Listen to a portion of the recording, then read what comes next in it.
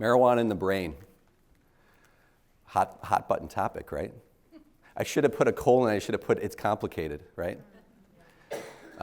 We were joking a minute ago as I was chatting with some of the folks here that this is a complicated issue. This is a politically charged issue. We live in an era where this is a complicated thing, right? And I think it's important, if you're really looking at research, looking at science, to acknowledge that there needs to be nuance in this discussion.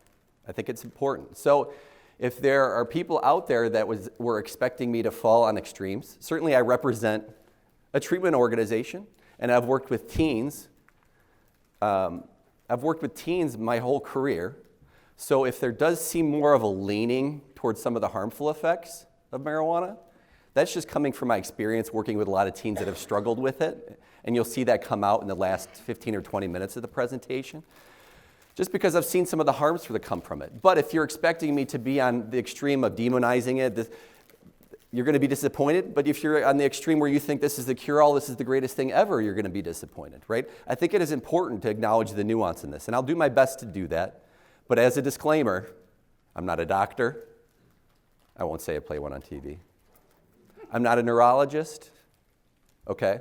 So this is Marijuana in the Brain 101. I try to make it a dense 101, but please realize that my area of expertise is doing direct clinical work. I've seen the byproducts of this, but please realize if you were expecting a level 303, 404, where I'm getting into the nitty-gritty of, when I was preparing for some of this, I started to get into the research, and it's really, a lot of it, honestly, unless you're doctors yourself, I would worry it'd go over your heads too, right? So it gets really complicated when we talk about all these proteins and right, how it's binding and all these types of things. So please, as a disclaimer, please realize this is kind of first foot into this. So if you're looking for something higher level than that, I hope that you're not too disappointed by that, okay? So objectives, important to kind of put a roadmap to all this, right? And hopefully it's similar or overlaps with what you were expecting coming here. What is marijuana? Chemically? How does it react physiologically with the body? And then I have to talk about the adolescent brain, right? Because that's my lane. So if I got up here and didn't talk about that, I wouldn't be doing my career, the work that I've done, service, right? So I feel like if you notice that I spend a lot of time on that, then that just comes from my experience and the work that I've done. So apologize in advance if you feel like I focus too much on that, okay? So because one of my other topics that I talk a lot about when I do these presentations is terminology, because I've worked with so many young people. I'm already digressing here, but I promise you very quickly I'll get back to the brain. But I think it's really important to realize, especially recreationally slang young people, terminology has completely changed in the past few years. Some people out there might be familiar with some of these terms, right? And not that these terms don't exist anymore, but very quickly in the past few years, the terminology has changed quite a bit, okay? So I think it's very important to be aware of this. And I don't want to forget, for those of you that are out there furiously taking notes or really trying to soak this in, we'll make sure, and I'll talk about this at the end, on our Rosecrance website, we have a resources tab. If you just go to rosecrance.org, if you click on that resources tab, we'll make sure to put this PowerPoint up along with anything you could ever want to know probably about drugs, alcohol, other things. We'll make sure to put that up there so that you don't feel like you have to commit all of this to memory or jot down or take pictures. I always feel validated in the slides where you got 4 or 5 people taking out their, right? You feel free to do that, but just realize we'll make sure to make this available to you as we move through this. But this is the world, a lot of young people that are teenagers, young adults that are using marijuana. This is really kind of the new world that we're living in terms of how much it's changed with these different concentrates, oils, those types of things. It's just good to be aware of that as we move through this. So here's the star of the show for the most part. Certainly in marijuana, there's a lot of different compounds. As you'll see, there's over 85 different compounds, most of which are not psychoactive, right? The great majority of which. So really, a lot of what we're going to be talking about today is delta-9 tetrahydrocannabinol. I think I said that right, close to it, right? Now, I did take some organic chemistry in college, but not quite enough of those classes to actually become that doctor. Psychology just grabbed me and kind of took me in a different direction. But this is kind of the chemical makeup. Don't ask me to get into too much detail about the chemical makeup, because then that's 202, right? And remember I said we're 101, right? So I tried to make that clear, right? So this is the start of the show. We'll talk about CBD a little bit too. We'll talk about the body's own internal cannabinoid called anandamide. Okay, we'll talk about that a little bit as well. But really, in a lot of ways, what gets the most attention and really what stirs up a lot of all of this is THC. That's because that's what gets you high. And that's what becomes a lot of the spark to a lot of what's been going on and a lot of the discussion around this. So, certainly, marijuana goes back centuries, if not to prehistoric times in terms of its use. It's been around for a long time. By the way, I forgot to mention this. Can you guys hear me okay? Volume's okay? Okay. I wanted to point out some what I think are important years, important dates regarding marijuana and the brain as kind of an entry into this to give you a little bit of history. So I picked out 3 in particular. And what's probably just as important as anything else with this is the chronology. Is that the right word? You always say chronological. Chronology? Is that a word? How this all unfolded, because I think when you hear me talk about the endocannabinoid system, the young people that I've worked with, particularly those that like marijuana, they love to try to point out that we have an endo, this is good to know, exo is from outside, endo is from within, right? When they hear we have already an existing endocannabinoid system, they love to jump on, see, we were meant to get high, right? But it's important to recognize the chronology, because THC was first identified, but then the next thing that was identified were the sites where it attaches. So that's why it was named the endocannabinoid system.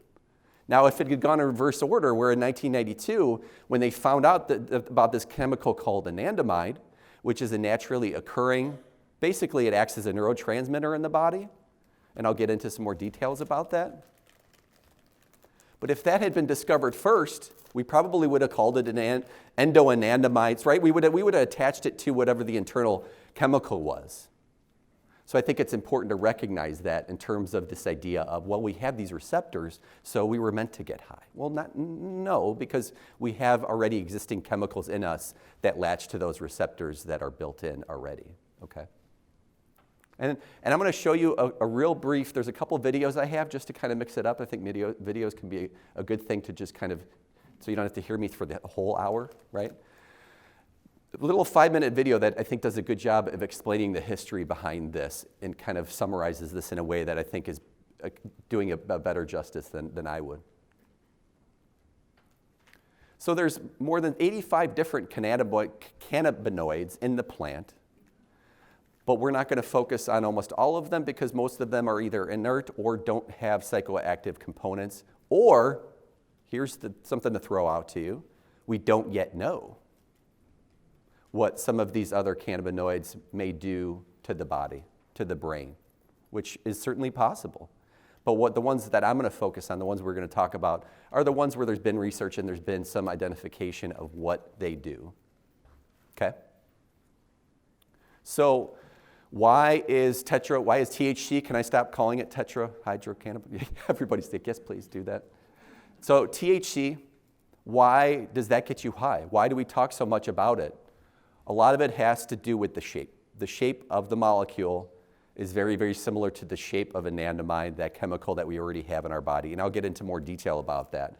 But that's really why we talk so much about it, why it has such strong impact, is because of the shape of the molecule. So I'm going to step off the stage here for a minute, hopefully don't fall.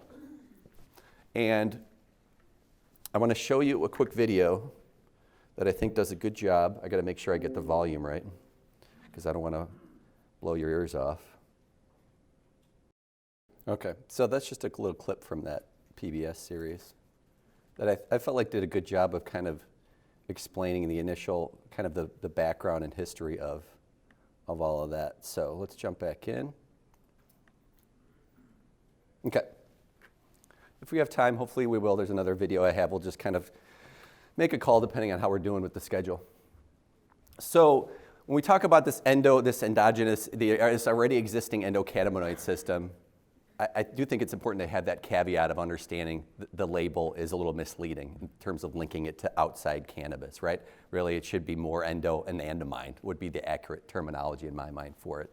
So this is a system that still a lot of research is being done and needs to be done on this system, because it's not like it has a really defined function. When I talk about harmony and regulation and homeostasis and having a range of functions when it comes to appetite, sleep, mood regulation, neuroprotection, immune function, it has such a wide-ranging impact that it's still kind of slippery in terms of how this system works or how it impacts the brain or how it impacts the body.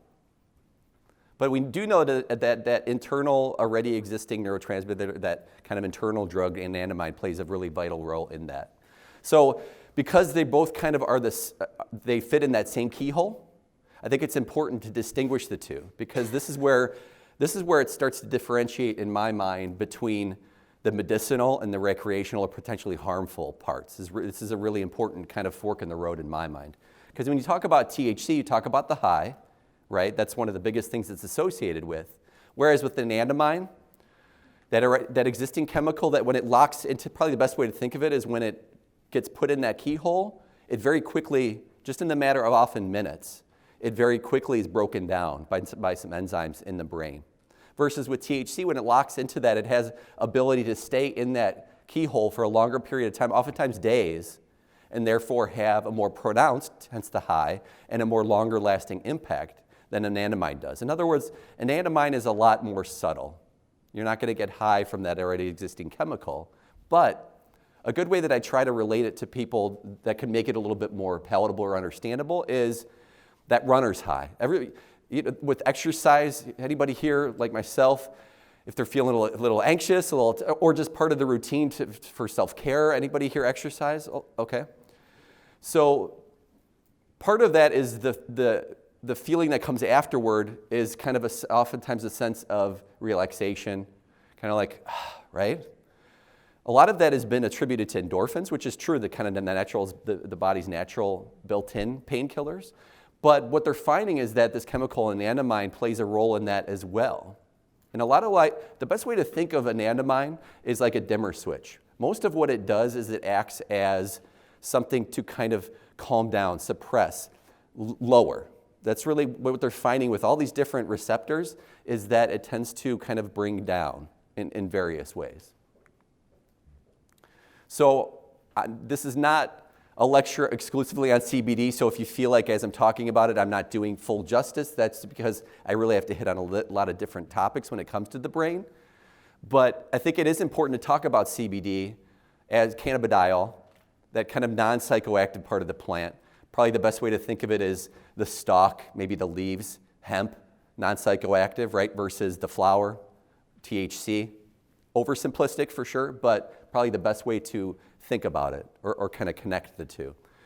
What's really interesting, and I think why there is current and future medicinal potential to CBD is because it doesn't fit into that keyhole. And you might say, well, that doesn't sound right. Why would it have because one of the problems with THC is because when somebody smokes it, when they vape it, when they eat it, it does tend to flood those brain synapses with that chemical and overload those keyholes a little too much, hence the high, hence some of the problems that can come along with it. Versus with CBD, what it does is it kind of takes out the enzyme that breaks down the anandamide. Okay, so imagine the anandamide. I have a slide. Oh, there it is. Perfect. I wasn't sure sequentially where I had it. So, crude visualization. This would be many times, right? Enhanced a brain, two neurons, axon, dendrite, all of that, right? Where that up at the top right there, that kind of lavender color, purple color, that would be the receptor, and then you have the THC that fits in there, and the anandamide would be a similar shape or the same shape as the THC chemical. Now with CBD, what happens is the CBD takes out those, see the little kind of star-shaped, those would be the enzymes that break down the anandamide. It deactivates or deregulates them, so there's more anandamide naturally available to kind of fit into those the various receptors or keyholes, which then can naturally promote, in a lot of ways, some of the beneficial elements to anandamide, which I'll get into, right? So that's why I think there's a difference. And my concern with the idea of medical marijuana being a blanket term, I have a problem with that versus nuancing it. Because if you talk about somebody smoking THC, in particular younger people, I have a big problem with that versus some of this nuance around CBD, where there's been trials and studies and placebo, and it's been FDA approved. I think there's a whole realm of possibility and future research and medicines that are likely to come from that because of this. It doesn't get you high, and what it does is it interplays with our natural endocannabinoid system in the anandamide and can boost. And I'll get into some of the details around it. It can help suppress inflammatory responses in the stomach, anxiety. It can have some kind of suppressive effects to it. So I think there's potential there, but a lot of it is still potential and hasn't yet been fully researched or kind of been played out in terms of that potential that's there. So there's two different type of CBD cannabinoid receptors: CB1 and CB2, aptly named, right? CB1 is really kind of the main star in the show. It's the one that's in the receptors that are in the brain, the central nervous system. That's the one associated with the high and all these other. But you'll notice suppression of excessive reduction in pain, reduction in inflammation. So I think those two areas, I think there's potential because of how it plays with that anandamide system and boosts some of the anandamide to cause some of that pain and inflammation reduction. But you'll hear me bouncing back and forth, right? I'm trying to toe both sides of this, right? But the problem is with a lot of the CB1 receptors, what you see with people that have struggled with substance use issues, alcoholism, and other drug issues, what the research is showing is that introducing marijuana to those CB1 receptors, what it does is it oftentimes and usually reinstates the drug-seeking behavior that may have been associated with an entirely different drug. So there's the bad, right? I'm hopping back and forth, right? That it's not a good drug for somebody that has had a pre-existing substance use issue to be doing, because it can cause more of a general reinstatement of drug-seeking behavior and start kind of prime that pump again through those receptors. Now you might see stimulates appetite and say, wait a minute, Matt, you were talking about a dimmer switch suppressing, right?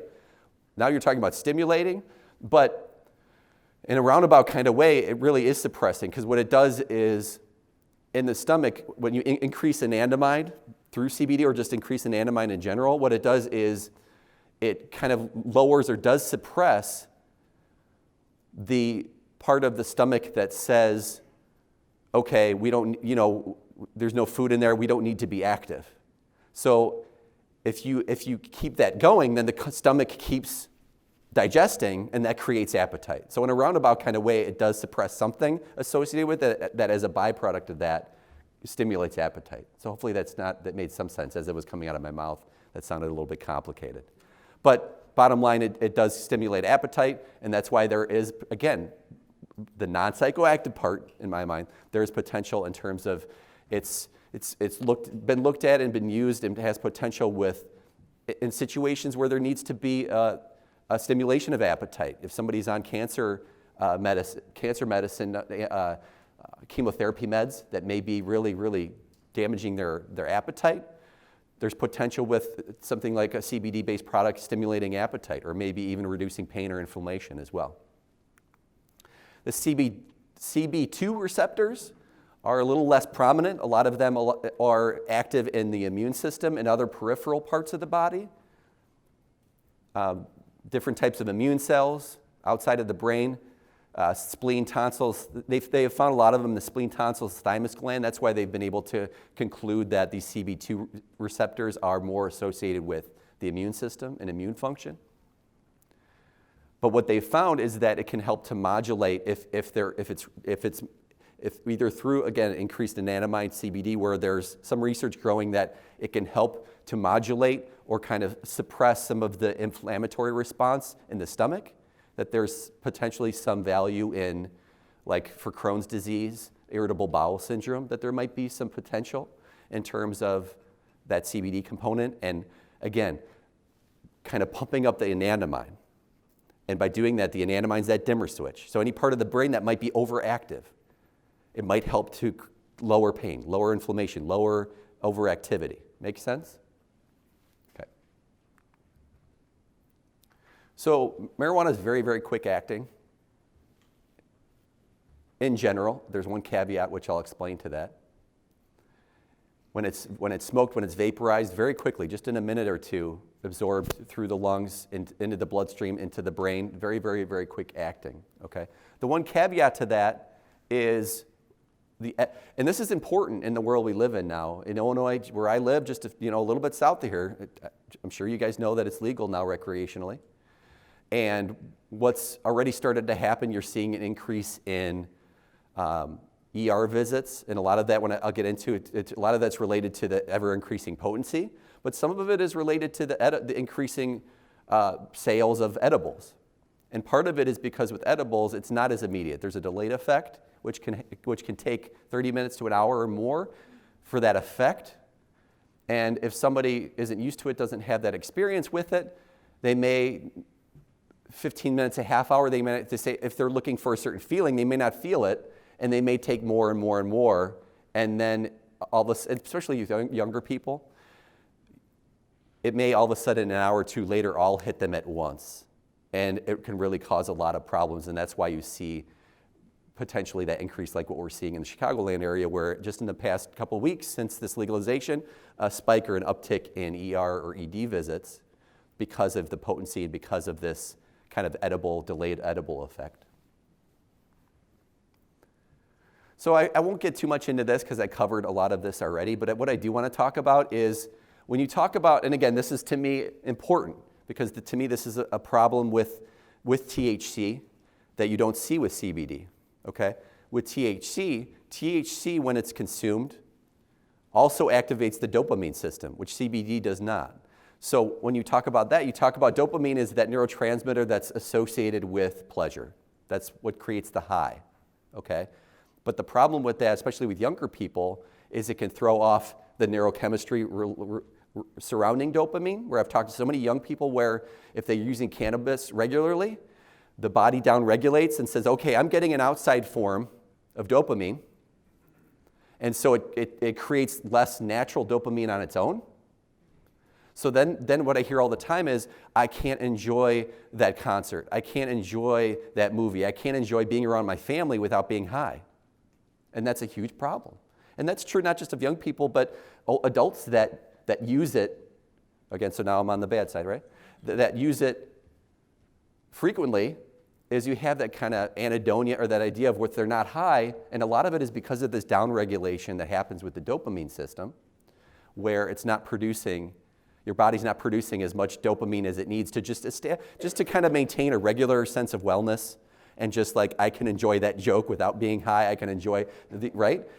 That's a problem. To me, that's a problem with THC, is that it's flooding the brain with too much dopamine and causing the body to downregulate how much dopamine it naturally produces. So I know it's difficult to see this, so I'll run through this kind of, it really hits a lot of different parts of the brain, particularly THC. And you'll see when you talk about what these different parts of the brain, amygdala, brainstem, basal ganglia, all of these things, what they regulate, memory, all of these different functions, when you introduce that kind of flooded amount of THC, it really can cause a lot of problems with throwing off. And when I show you the video about the brain, it can really throw off the balance of neurotransmitters, how these parts of the brain grow and develop, right? So as much as I might talk about the potential CBD, when you talk about teenagers and young people and THC, no. So if you're talking about a teenager that has anxiety, we should not be looking at marijuana as a medicine for that anxiety because of what I'll get into in terms of really, to me, it's about the brain and how susceptible the young brain is to the harmful effects of THC and what it can do in the long run. And that's what I've seen professionally. So I feel like I could speak to that with even more confidence than some of this other stuff that we've talked about. Okay, so hopefully that gave you at least a cursory sense of kind of how this some of the basic elements of the physiology, the chemical makeup of it, I do want to jump into the adolescent brain because this is the area that is kind of my jam, so to speak, right? And kind of what I do and what I like, all right? And so from here on out, you're going to see me leaning more so on the THC is bad and marijuana is bad, right? Hopefully you've gotten a sense of how I can acknowledge some of the nuance and the potential medicinal value, right? So just realize when I talk about adolescent marijuana use, it's going to be almost exclusively going to be more harmful in my mind, okay? So as you may know, the brain's rapidly developing up until the age of about 25. A lot of fancy terms, synaptogenesis, that's basically the gap that you saw between the two neurons continuing to, because that creates more efficient brain activity, continuing to increase the number of those. Myelination, the best way I'd like to describe that is think of an open copper wire versus if you put like a coating on that wire, oftentimes that wire will transmit more effectively. So myelin is that coating that will go around that wire, in this case the neurons. It'll coat that and make them work more efficiently, so there's a myelination process. And then apoptosis, which is a pruning process, which seems to be more and more focus on how marijuana disrupts that. And so I want to talk a little bit about that. This is really kind of one of the primary kind of research theories and where they're really exploring how marijuana is particularly harmful to young people in their developing brains. So during adolescence, really through childhood too, there's this process, but it's particularly pronounced during adolescence where it's kind of a pruning process where the neurons that are being used a lot for an instrument, for a sport, for certain academic activity, those neurons are getting myelinated and getting made more efficient, right? But then the neurons that aren't being used, let's say you don't play an instrument, so that part of the brain, right? Those are kind of getting trimmed off in a lot of ways, right? Which does limit, as adults, it does limit versus when we're children, our ability to learn languages, right? Play instruments, play different sports because of that trimming process. But that trimming process is a good thing and an important thing because it makes the brain work more efficiently and use the neurons that we need and prevents interference with that. And what they're finding and what they're really researching now is the impact that marijuana has in disrupting. They're pretty sure it disrupts this pruning process in adolescence when it's used, okay? They're finding that because of that, particularly the really important part of the brain to recognize when it comes to the harmful effects is this OFC, orbitofrontal cortex, or I've heard it called occipitofrontal cortex. It's really in a lot of ways, hence the orbitofrontal. It's the area right behind your eyes, right? Right here, the part of your brain that's right at the front, right behind your eyes. They're really honing in on that is that's the part of the brain, particularly in teens, that is really susceptible, and it's what I call kind of the addiction part of the brain. And what they're finding is with young people that use marijuana regularly, and really people that develop or have that susceptibility to addiction, there's a higher ratio of gray matter to white matter. And a lot of it, they're theorizing, has to do with that pruning process and it disrupting that pruning process, leading to that kind of disrupted ratio of gray matter to white matter, okay? And what they found is that throws off the whole, having less gray matter. Did I say more gray matter? But the idea is when you have less gray matter in that part of the brain, it leads to a whole host of other problems that have been correlated with this marijuana problem survey in terms of psychological problems, social problems, occupational, legal problems. It just disrupts that really, really important to the brain amongst other parts of the brain. So we do have some time, so I want to show you another brief video in terms that I think does a really kind of relatable kind of way, explains how marijuana really disrupts young and adolescent and young adult brain development. So let me do that real quick because we have some time.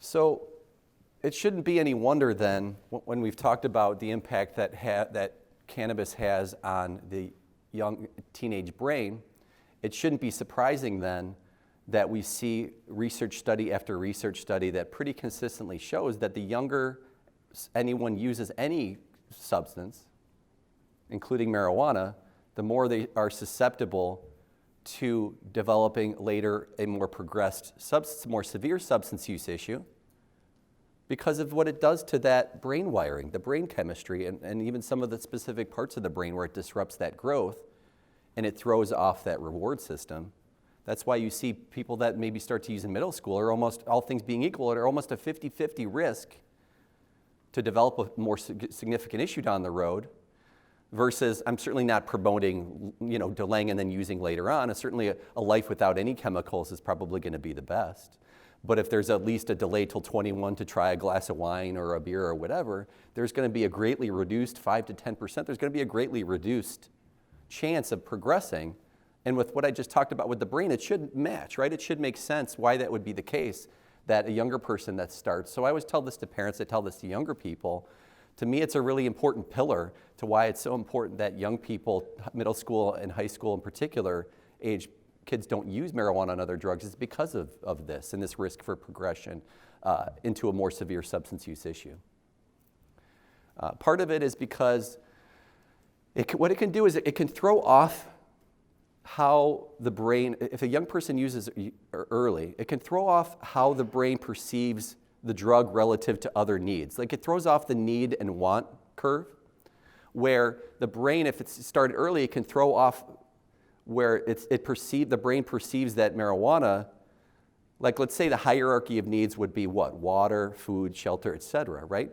If someone starts using young, the brain can start to misinterpret that whatever drug that is, marijuana, whatever, where it starts to kind of, that hierarchy of needs is still malleable or still able to be moved during those teenage years, where it can be slotted, the marijuana can be slotted above food or above shelter, where all of a sudden it's reprioritized, that drug, where that's why you hear people that really struggle, where it's like, I felt like I needed it, right?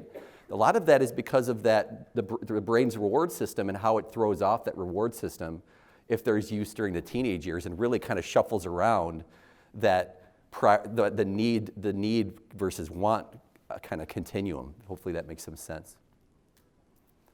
I do want to touch briefly on potency. I know I mentioned this earlier when we were talking about kind of the old versus the new. It's really important to recognize generally with today's marijuana, that if you're talking about the flower from the plant, it's on average about 5 times stronger than it was even in the early 1990s. And then when you talk about, you saw the picture early on, the new, and you saw this black device that had like a yellow liquid in it, a cartridge that kids call them carts if they use them. On average, those are about 35% THC nowadays. So it's about 9 times stronger than the marijuana in the early 90s. So when I get calls from school nurses and they say, Matt, there's no way this could have been marijuana because the kid was turning white or green, whatever color of choice it is when they're about to pass out or where they're passing out, and they say, there's no way this could have been marijuana. It must have been Xanax. It must have been something else. I'll always tell them, I give them a little lesson on this. Because if you think about it, if they're using a dab pen or a cartridge or those types of things, which a lot of kids are using now, let's say in the parking lot outside of school, and let's say they take 3 puffs of it, that'd be the equivalent of, let's see, about 27 puffs of early or mid-1990s. So you have to really kind of reshuffle the view of what marijuana is now. Because if you imagine 27 puffs of it, well then it's no wonder that kids are experiencing this. We're seeing a lot more of this in ERs and schools because of the incredible potency. You're seeing it's not just fatigue, it's not just the red eyes, it's not just the munchies, right? It's this.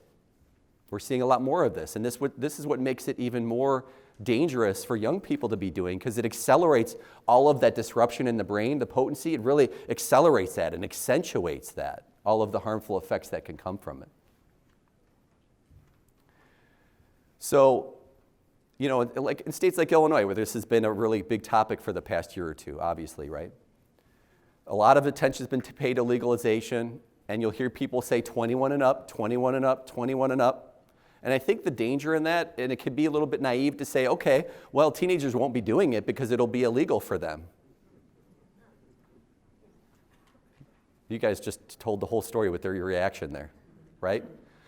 It's going to be more accessible. It's going to be out there more. Anybody that would argue that when you legalize it, it's going to be out there more, I'd love to kind of hear their perspective on that. That's not to say teenagers are going to be going into dispensaries and buying it, but all it takes is, the cool older brother, cool. Let's use the quotes, right? I don't agree with it being cool, right? Parent, aunt, uncle, More adults are going to be using it when it's legal, right? So it's going to be in homes more. Most kids that use alcohol get it where? From either their own home or from a friend's home. I'm worried that just because it's going to be out there more, and this is shown to be true in states where it's legal, that the use does go up amongst youth because it's just out there more, and they have greater accessibility to it, okay? So I worry, and the messaging. Here's my other concern is, you could say all you want about 21 and older, but when you assign a drug as medicine, and when you assign, again, aside from all the nuance, right? When you assign a drug as medicine, or even worse, recreation, I have a really big problem with that term, recreational. Because young people, what kind of messaging do they get from something when it's being labeled as recreation? Not only is it okay, but it's fun. They think of just a few years earlier when they were playing on the playground, right? Or their sport, or whatever the case may be, right? So the messaging. When you talk about legalization, even medicinal, when you talk about particularly recreational, the messaging to young people around that is really, in my mind, very, very harmful. So I feel like so much attention has been paid to the legalization, but not enough, I think, has been paid to what I'm talking about regarding adolescent brain development and risk and all of the, that's why I love doing these presentations, is because it gives me a platform and a nice size audience like this to be able to talk about, this is what I've seen for 15 years with teens. Marijuana is bad news for teens. Because all of this stuff, the disruption, there's different studies that show it affects all these different parts of the brain. And notice in parentheses that the function associated with these different parts of the brain, it matches perfectly with what I see time after time after time after time with young people that use marijuana particularly regularly. Lack of motivation, memory problems, disruption of their mood and anxiety level. And it's all related to the disruption to the parts of the brain. I feel like we need to do a better job as a country as a whole, certainly as the state of Illinois, of making sure that we are doing an even better job or even more so of a job of talking about that versus talking about just 21 and older, legalization, revenue, all of these things. And we're falling short of that. We're falling short of that, and that's my concern, is the messaging that young people are getting nowadays. And if any of you work with teenagers, who works with teenagers here? What do they think about marijuana? Mixed. I love to hear mixed. That's better, because what I hear so often is it's not, I can't tell you how many young people I've worked with. I flash back to 10 years ago, a 15-year-old in particular, rolling his eyes at me, Matt, you're just old. It's going to be legal someday. In Illinois, he was right about that. But fast forward 7 years, he passed away from a heroin overdose, right? Because of, again, that progression piece. And that's the big picture often gets missed with those young people, sometimes with their parents, even sometimes with the professionals that are working with them, is that big picture lens of what it's doing to the brain development and the risk of what it could turn into. And that's what I've seen firsthand over and over and over again. So while I'm willing to acknowledge some of the nuance with CBD and medication, with young people and teenagers, I'm a lot more inflexible, particularly when it comes to THC. It's just way too harmful. Let me just finish up and then I can answer your question when we're done, if that's okay. Because we're going to be wrapping up in just a few minutes here. So all of this, probably don't need to get into the whys behind this because of all the brain stuff that we've talked about already in terms of what it can do. Now, certainly this is going to be more pronounced with more regular use, heavier use, higher potency products, right? A lot of that is going to be a lot more pronounced depending on the regularity and potency. And there's some research that indicates with young people in particular that THC can disrupt immune system functioning, making younger people more susceptible to illnesses, to diseases potentially, because of the disruptive element that it has with immune function. I know I'm going a little bit fast, but I just want to be mindful of our schedule. I think we're wrapping up at 12:28, right, Sandy? Yeah. Cannabis and driving, this is a big problem that I see. It's interesting because through the work that I've done, when I heard that Illinois, this is the end of May, early June, when I heard that Illinois was going to legalize this recreationally, I have an 11-year-old daughter, 8-year-old daughter, 4-year-old son. My biggest concern wasn't, oh no, my kids are going to use this. That was not my biggest concern, especially with my 11-year-old, is, oh no, she's going to be on the road with people that have this misconception. And I hate to tell you, but amongst young people, this is a problem. This misconception. The younger generation now, and I've worked with plenty of them, they're doing a much better job around alcohol. At least, I don't know, maybe it's different around here, but where I live, Ubering, Lyft, those types of things, and not getting in the car with somebody that's not universally, but overall I'm noticing a positive trend. But the opposite of that is true around marijuana. There's a misconception that in a lot of cases it's okay to get in the car with somebody that's used marijuana or to be behind the wheel, whereas the research says it's very similar in terms of the impact on coordination, tracking, perception, vigilance. Now, the research is also shown that versus alcohol, where alcohol and driving can cause a more reckless speed, right? So there's not that correlation, but I think it's a mistake to say, okay, well, they're not speeding, they're not driving recklessly, therefore it's safe. No, it's very similar in terms of the impairment it causes with these really important parts of functioning when it comes to driving, right? So, again, just as a reminder, because we're going to wrap up here in just the next minute or two. If you go on the Rosecrans website, we have great resources on all our facilities and all of the videos on all of our facilities. But there's you probably can't see it here, but see that orange bar toward the top where it has all those different words? One of them is resources. And if you click on that, there will be a PowerPoint button that you could click on. And you could dig into all this. You could dig into all of the adolescent terminology and vaping and all the other presentations that we've done. You could dig into that as much as you want and get into all that. So please, again, stop by all the tables. Stop by, say hi to Jamie. Jamie needs to grab something here. Thank you. I will answer your question, but if you don't mind, let's just, if it's okay, I'll just come up and we'll talk on the side because I want to make sure that we're keeping on everybody's schedule and getting everybody out of here when they expect to get out of here. So thank you. Hopefully you found this to be informative. Hopefully you haven't found this to be too one-sided. I know the last 15 or 20 minutes definitely seemed more toward kind of it being more harmful, but I just believe that. All the research, my own clinical experience, I just have seen that to be true with young people. So hopefully that doesn't make it seem too slanted toward the harmful effect. I want to acknowledge the nuance in it. So thank you very much.